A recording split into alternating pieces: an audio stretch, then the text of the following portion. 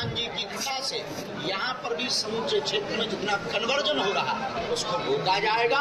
घर वापसी बहुतायत मात्रा में राम ही कण कण हो गए हैं और चिंता मत करो, अब छत्तीसगढ़ में कन्वर्जन नहीं चलेगा क्योंकि अब यहाँ के हाल बदल चुके हैं और सब खुशहाल हो चुके हैं। देखो, हमारे छत्तीसगढ़ में बहुत ज्यादा धर्मांतरण हो रहा है।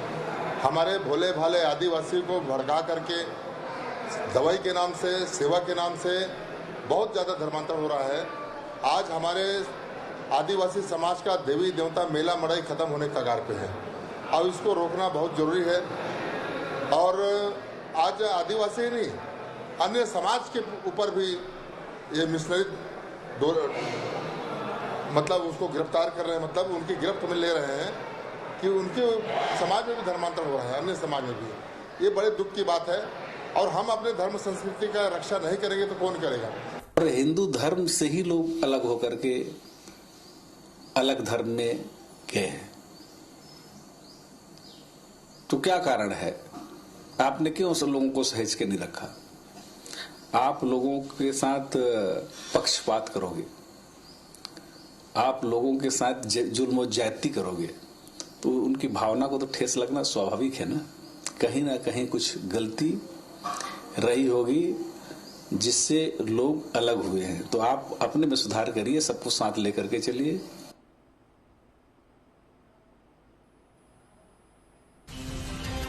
नमस्कार, मैं हूं मोहन तिवारी। आज के मुद्दे में आपका स्वागत है और आज का मुद्दा हमारा आधारित है धर्म के रण पर। जी हां, इन दिनों चुनावी सियासत या कहें सियासत पूरी तरीके से धर्म पर आधारित हो गई है। धर्म के इर्द गिर्द उसके जो ताने बाने हैं वो बुनते बिगड़ते दिखाई दे रहे हैं। ऐसे में धर्म पर सियासत छत्तीसगढ़ में ना हो, ये कैसे हो सकता है? सरकार जरूर बदल गई है लेकिन मुद्दे अभी भी हैं और धर्मांतरण का मुद्दा एक बार फिर से दोनों ही पार्टियां उठाती हुई दिखाई दी है। हमने आपको जो बयान दिखाया है उससे आप समझ सकते हैं कि धर्मांतरण को खत्म करने की बात बीजेपी कह रही है जो सरकार में आ चुकी है और धर्मांतरण के लिए जिम्मेदार कांग्रेस, भाजपा और उसके बैठे लोगों को ही ठहरा रही है। ऐसे में लोकसभा चुनाव के पहले धर्मांतरण का जो रण छिड़ा है इसी पर आधारित है हमारी आज की चर्चा। मिल लेते उन मेहमानों से जो इस चर्चा में हमारे साथ रहेंगे। बहुत स्वागत करेंगे।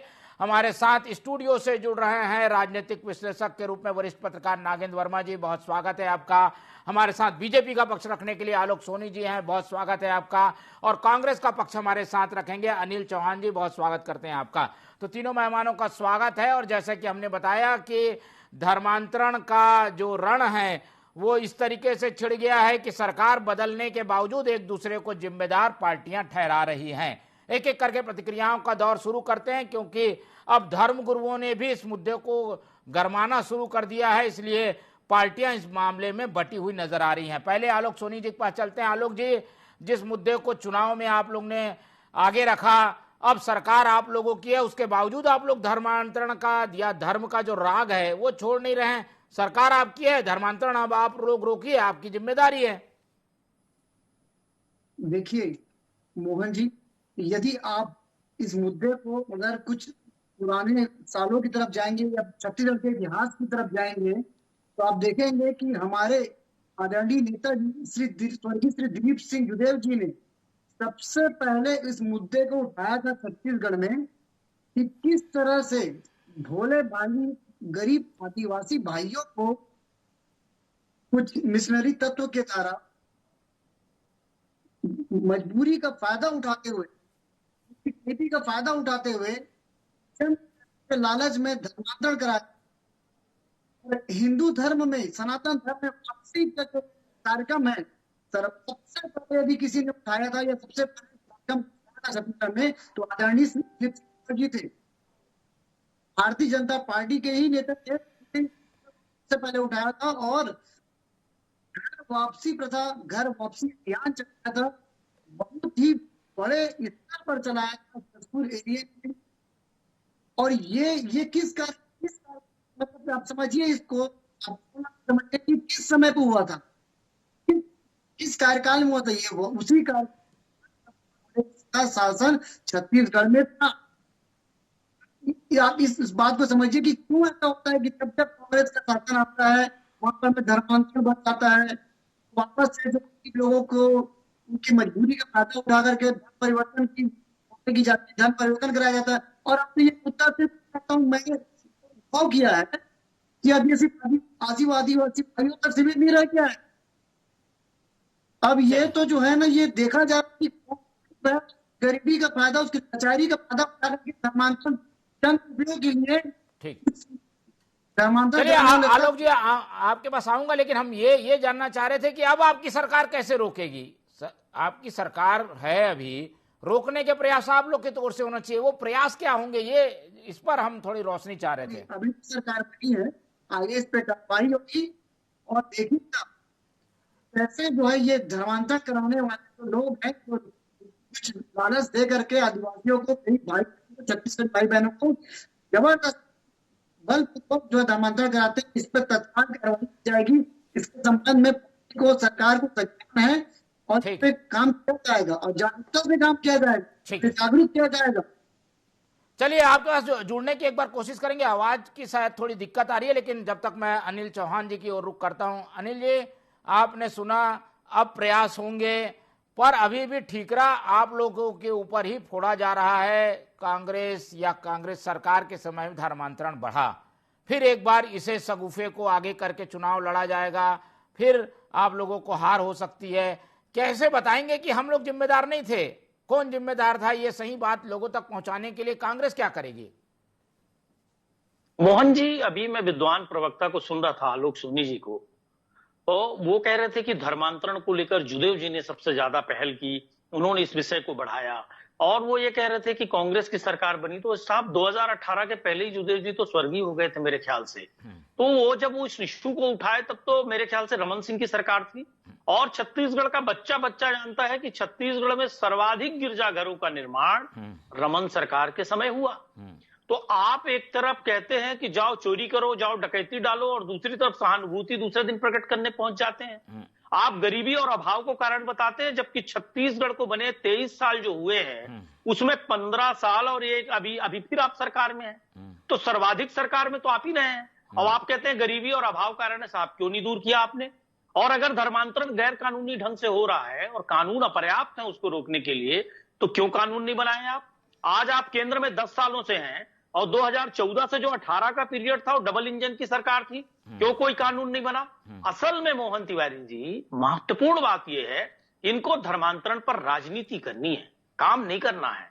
धर्मांतरण को लेकर पादरियों की हत्या करनी है, किसी का घर जला देना है, कहीं नया वायलेंस और सेंसेशन पैदा करना है और बहुसंख्यकों का वोट लेना है और कांग्रेस को कोसना है।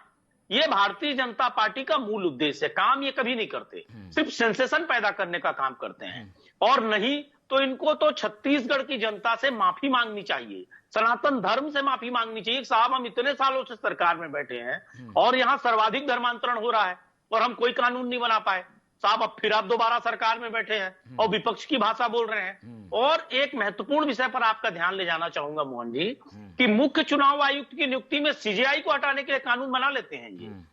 ये किसानों को नहीं चाहने वाला, पूंजीपतियों को लाभ पहुंचाने वाला कृषि बिल बना लेते हैं, लेकिन धर्मांतरण पर कानून नहीं बनाना है इनको बढ़ती आबादी पर कोई कानून नहीं बनाना है। इनको सिर्फ धर्मांतरण को जीवित रखना है और धर्मांतरण होने देना है और उसके बाद उसी पर बवाल करना है और उसी पर वोट की राजनीति करना है। यही भारतीय जनता पार्टी का असली चाल, चरित्र और चेहरा है। और मोहन जी, आप नागेंद्र वर्मा जी यहाँ वरिष्ठ पत्रकार बैठे हैं, आपके न्यूज चैनल के जो विद्वान दर्शक हैं, मैं उन पर भी ये निर्णय छोड़ता हूं कि छत्तीसगढ़ में सर्वाधिक शासन किसने किया, क्यों गरीबी है, क्यों अभाव है, क्यों धर्मांतरण है, और धर्मांतरण को लेकर कोई कानून क्यों नहीं है, और कब सर्वाधिक गिरजाघर बने।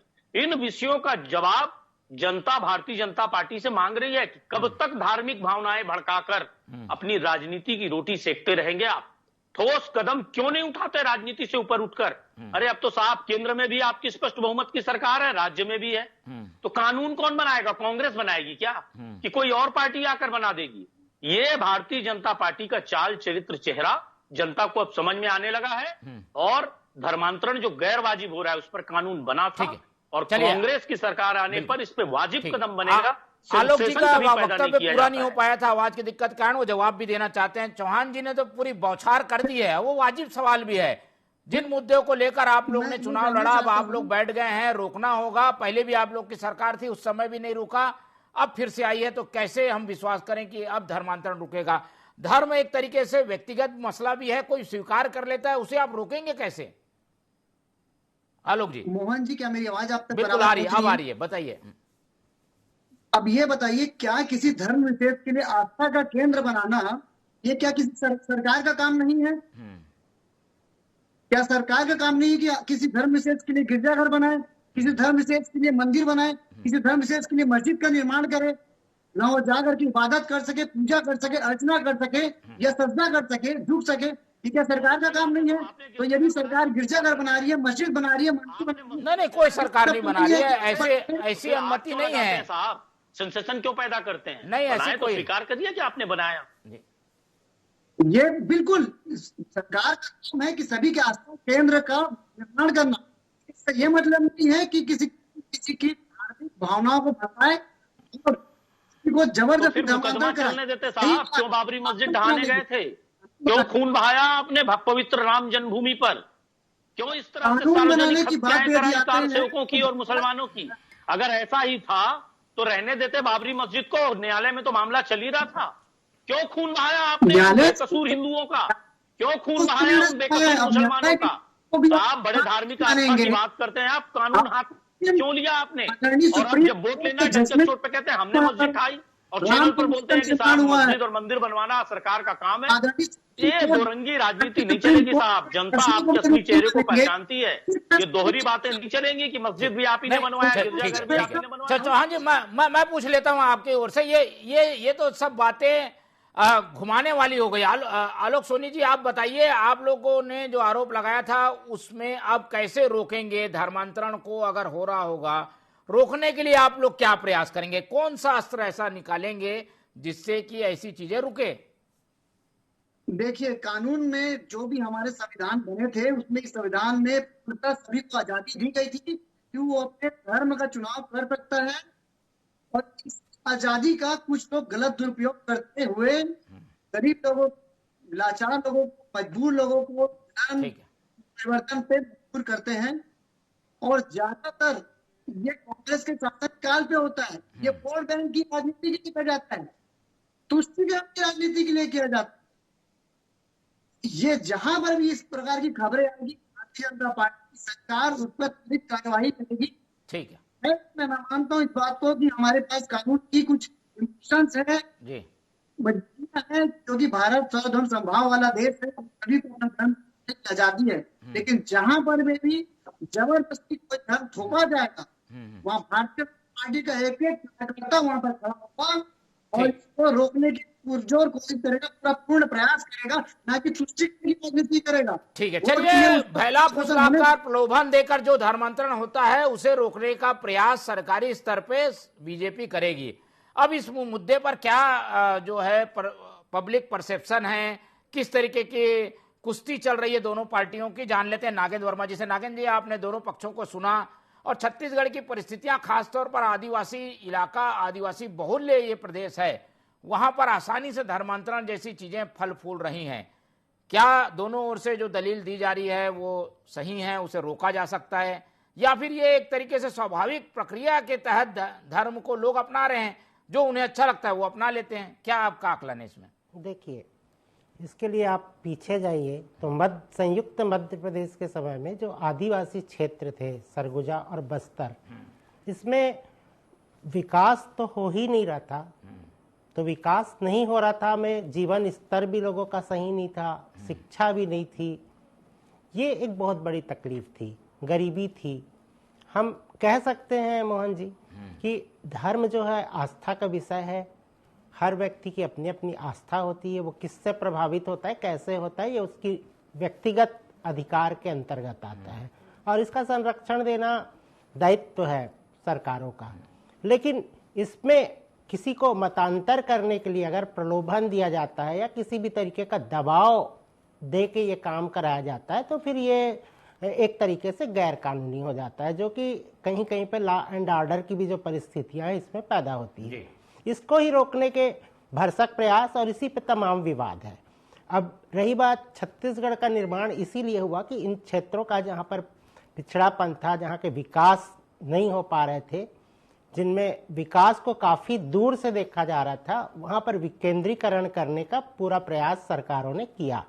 तो इस अर्थ में जब हम जाएं तो धीरे धीरे लोगों का जीवन स्तर सुधारने की बात आई और उनको शिक्षित किया गया, उनको उनकी चीजों को समझाने का प्रयास हुआ। तो उन तत्वों को भी पहचानने का प्रयास किया गया जो एक लंबे समय से इन क्षेत्रों में ऐसी गतिविधियां कर रहे थे कि वो उनको लाभान्वित करने के साथ साथ अपना भी लाभ अर्जित कर रहे थे। वहां ये सारी तकलीफें आई हैं। तो मतांतरण जो है वो एक ऐसी प्रक्रिया है जिसपे नकेल लगाना बहुत जरूरी है। अगर वो गलत ये क्या संभव है क्या? ऐसी चीजें बोलना आसान हो जाता है, लेकिन कोई व्यक्ति धर्म परिवर्तन कर रहा है तो कहीं ना कहीं उसके मन में उस धर्म के प्रति भाव तो होगा, फिर वो जाकर लगातार उस धर्म से जुड़ते जाता है तो उसकी ओर वो झुक जाता है। अब ऐसे लोगों को एकदम से अचानक से आप मोड़ देना क्या संभव है क्या, या रोक लेना कितना संभव है? ये इसी पे हम आए तो यही तो जांच का विषय होता है। शिक्षा जो है, देखिए हम देख रहे हैं कि सिर्फ आदिवासी क्षेत्रों में नहीं, शहरी क्षेत्रों में भी जो आपने देखा होगा कि कुछ बस्तियां होती हैं जहां पे बहुत गरीब लोग रहते हैं, जिनकी अपनी मजबूरी रहती है, जो पढ़े लिखे नहीं होते और बहुत जल्दी अंधविश्वास के चपेट में आते हैं। उनको एक अलग अलग तरीके से प्रभावित करने का प्रयास करते कई बार लोग पाए गए हैं। तो देखिए, अगर कोई अच्छे ढंग से कोई चीज कह रहा है, समझ रहा है और उसमें निस्वार्थ भाव से किसी की सेवा कर रहा है तो वहां तक के तो कहीं कोई तकलीफ ही नहीं है। लेकिन अगर उसको किसी शर्तों के तहत कोई चीज होती है, वहां फिर एक ऐसी गंध आती है जो लोगों को परेशान करती है और यहीं पे पॉलिटिक्स शुरू होती है।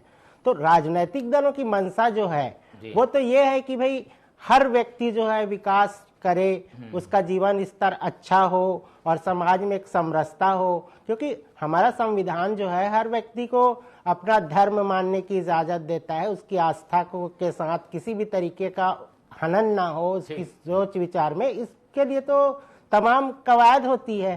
तो मुझे लगता है कि इस पे बहुत गंभीरता से सोचना होगा और ऐसे प्रयास किए जाने चाहिए जो सार्थक हों और ऐसे तत्वों को पहचाने जाना चाहिए जो इसको गलत तरीके से लोगों के भोलेपन, सिधाई, गरीबी, अशिक्षा, इसका फायदा उठा रहे हैं। बिल्कुल। धर्मांतरण क्यों होता है ये बात तो हम सभी जानते हैं, लेकिन इसे रोकने के प्रयास के बजाय राजनीति होती है और इसका फायदा नुकसान क्या उठाने की कोशिश करते हैं राजनीतिक दल। एक एक करके प्रतिक्रिया ले लेते हैं। पहले बीजेपी की ओर ही चलता हूं। आलोक सोनी जी, चलिए ये रुक रहा है नहीं रुक रहा है, सरकारी प्रयास कैसे हैं, कानून है, ये सब चीजें हैं।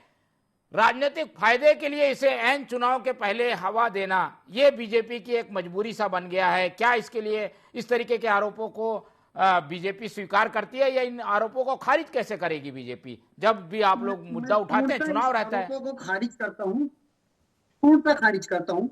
बीजेपी कभी भी तुष्टीकरण की राजनीति पर बात नहीं करती। बीजेपी हमेशा, भारतीय जनता पार्टी विकास की राजनीति की बात करती है, आगे बढ़ाने की बात करती है, धर्मांतरण कहां से आ जाता है की बात करती है। फिर बार बार धर्मांतरण क्यों आ जाता है सामने? अगर आप किसी राज्य विशेष पर देखेंगे और यदि आपने ध्यान दिया होगा, छत्तीसगढ़ का विकास नहीं हो रहा था कब तक मध्य प्रदेश से जुड़े हुए थे और जब तक वहां पर कांग्रेस का शासन 10 वर्षों तक सरकार चली, वहां पर शिक्षा का विकास रुका। स्वर्गीय अटल बिहारी वाजपेयी जिनने उद्देश्य से किया था कि यहाँ की पूरी जनता और का समग्र शिक्षा इस तरह ऊंचा उठे और ताकि जो धर्मांतरण की राजनीति है, ये उनके जीवन स्तर को आगे बढ़ाने की बात है, इन तमाम चीजों को के क्रियाकलापों को उनके जीवन में ला सके, इसलिए चर्चा का निष्पादन हुआ। लेकिन ये हमारे लिए एक कहना चाहिए 2-2.5 साल जो कार्यकाल थे योगी के, कांग्रेस के, वो वापस से हमें टमाटर वाली चीजें फिर से पुनः देखने को मिली। और पिछले 5 वर्षों में कांग्रेस के शासन काल में जितना धर्मांतरण था आपके पास मौजूद होंगे, इस वक्त मेरे पास ये जरूर देता आपको। ये ऐसा जरूर होता है कि कांग्रेस जो है ये जातिवाद की, धर्मवाद की राजनीति करती है। ठीक है, आलोक सोनी जी लोग सीधे से खारिज करते हैं, धर्म की राजनीति वो नहीं करते, कांग्रेस करती है। चलिए कांग्रेस के पास आते हैं।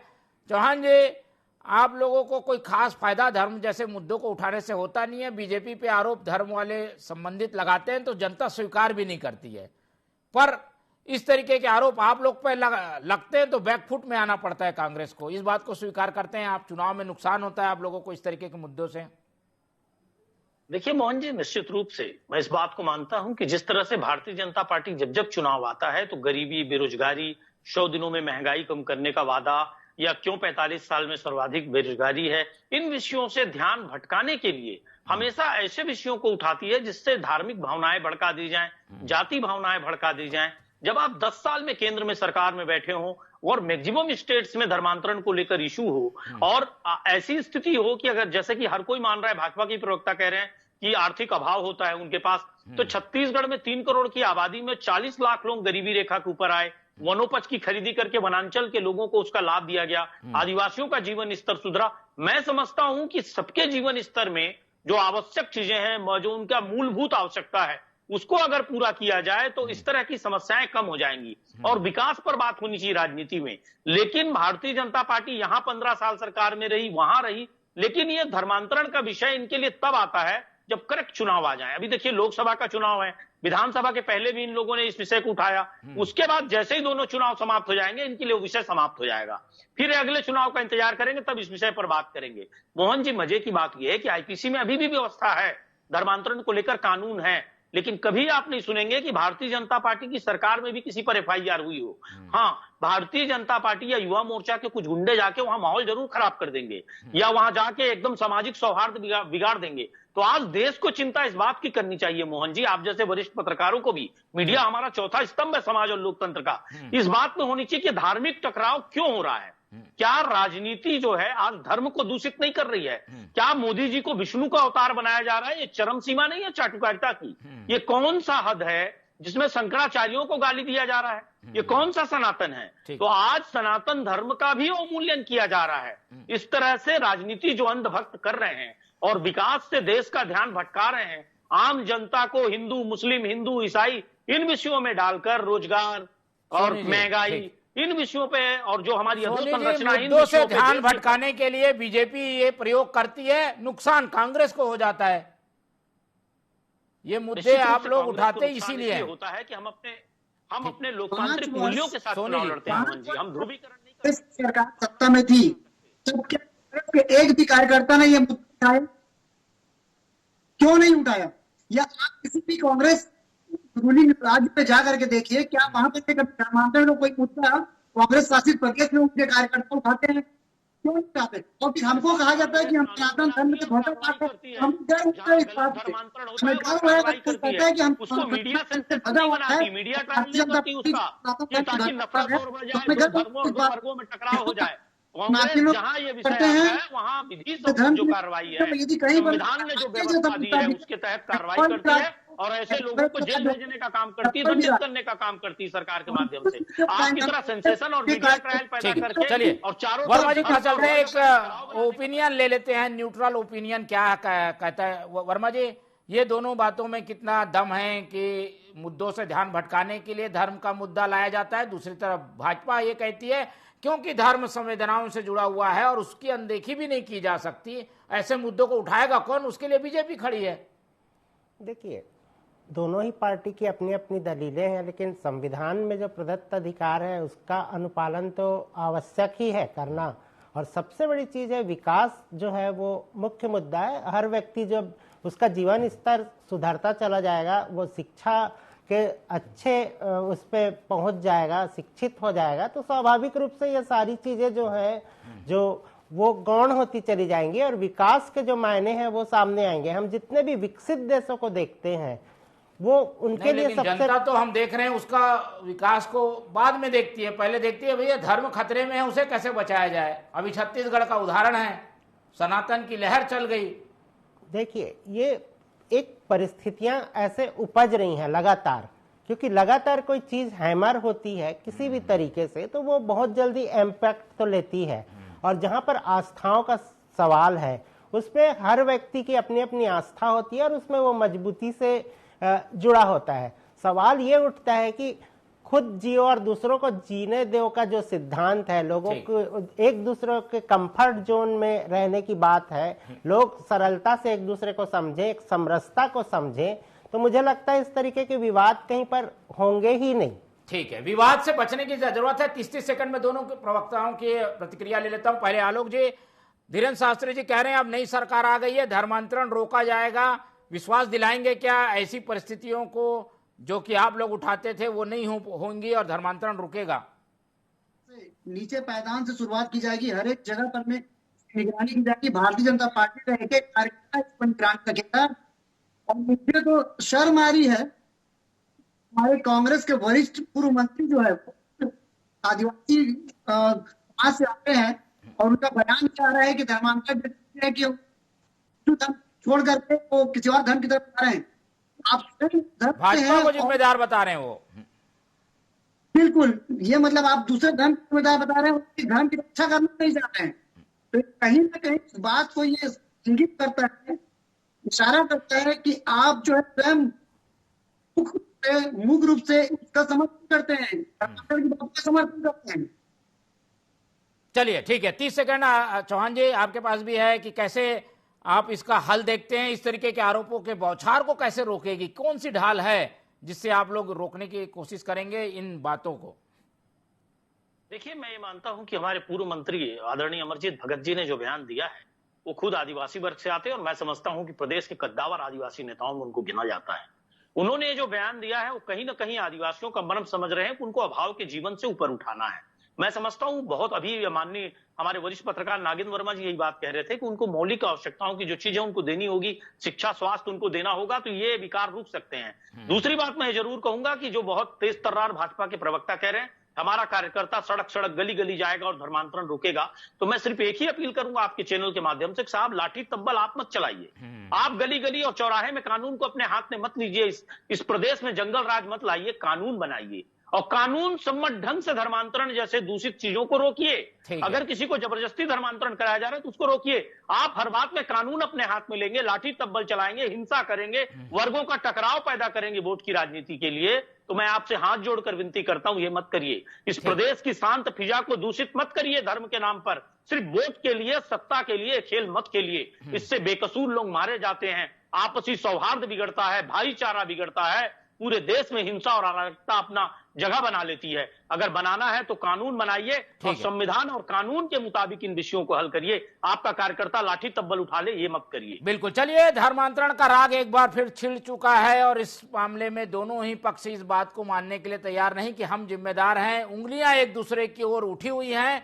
ऐसे में चुनाव में ये मुद्दा दरकिनार कर दिया जाएगा या फिर ये मुद्दा रहेगा नहीं, इस बात से हम भी इनकार नहीं करते। इस बार के चुनाव में भी धर्मांतरण और धर्म दोनों मुद्दे हमें देखने को मिलेंगे। अभी और कई राजनीतिक करवटें लहरें आनी बाकी हैं, इसलिए इस चर्चा को आज यही खत्म करते हैं और बाकी चीजों पर हमारी नजर बनी रहेगी। इस पूरी चर्चा में हमारे साथ नागेंद्र वर्मा जी जुड़े, उनका बहुत धन्यवाद।